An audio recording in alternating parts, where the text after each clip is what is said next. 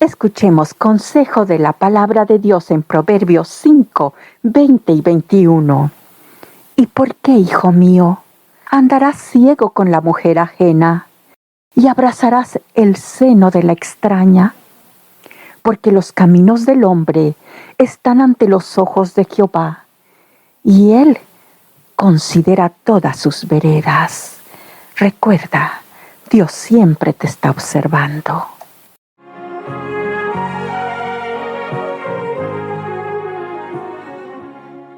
Hoy empezamos el estudio sobre Débora, del período de los jueces. Débora, reconocida como la salvadora del pueblo de Israel en ese tiempo.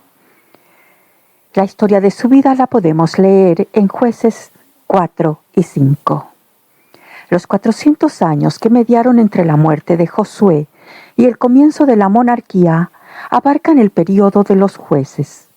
Apenas se habían establecido los hebreos en la tierra de Canaán, comenzaron a descuidar la instrucción religiosa en el hogar e imitar las costumbres de sus vecinos paganos.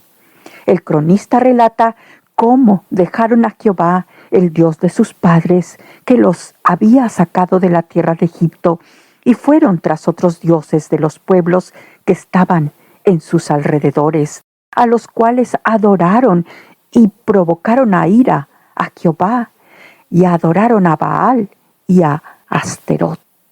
Los cananeos, madianitas y moabitas, quienes siempre deseosos de sacudir el yugo de sus conquistadores, se sublevaron periódicamente con el propósito no solo de emanciparse de Israel, sino también de reducir a este pueblo a la servidumbre. Precisamente en estos tiempos de guerra y en respuesta al clamor del pueblo, Dios hizo que surgieran caudillos conocidos como jueces para salvar a Israel y reprender la apostasía. Uno de los nombres que se destaca en este cuadro de héroes es el de Débora, profetisa y juez de la tribu de Efraín, que vivía cerca de Betel. Muy apropiadamente, el significado de su nombre es abeja, pues cual abeja se dedicaba a trabajar como juez para el pueblo de Israel. Israel se había olvidado del Dios viviente que lo había sacado de la tierra de Egipto y había entregado en sus manos a los antiguos moradores de la tierra de promisión, que iban en pos de los ídolos que a nadie pueden salvar. A pesar de su apostasía, no fue abandonado por su Creador. Cada vez que sufría la dura opresión del enemigo y volvía a Dios para invocar su santo nombre, Dios les escuchaba y les enviaba un libertador. En medio de esta decadencia espiritual, resaltan la fe y devoción de Débora.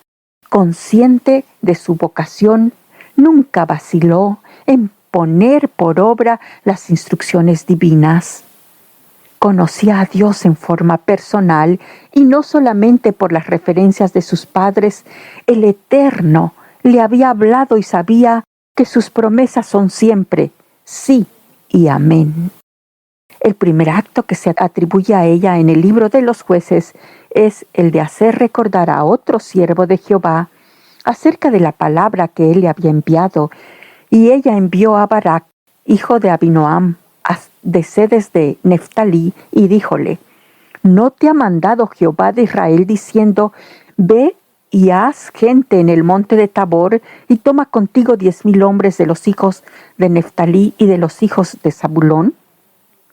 Barak no hizo nada de su parte a pesar de la promesa divina de entregar al enemigo en sus manos.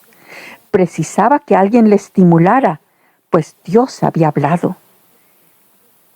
En cambio, cual Juana de Arco, Débora se destaca como una mujer cuya fe, unida a la acción, le indicaba para subsanar las deficiencias y cobardía de las autoridades titulares de su país.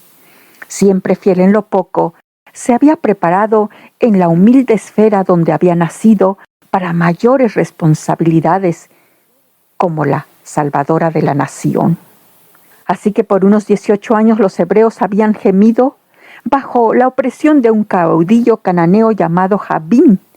Las tribus de Isaacar, Zabulón y Neftalí habían sido aisladas de sus hermanos del sur por las fuertes guarniciones que Sísara, comandante en jefe del ejército de Jabín, habían establecido en lugares estratégicos con esta finalidad.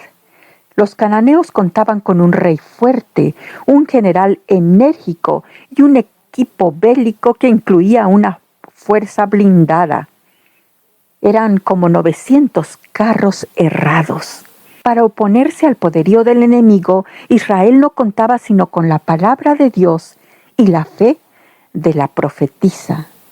Tan terrible fue la opresión bajo Jabín que los israelitas que tenían necesidad de ir de un lugar a otro se vieron obligados a desviarse de los caminos reales por temor de las bandas de salteadores que robaban a diestra y a siniestra. Los caseríos y aldeas quedaron abandonadas por la misma razón. Todo lo que tenía Israel en esta parte del país se consideraba como presa legítima del cananeo.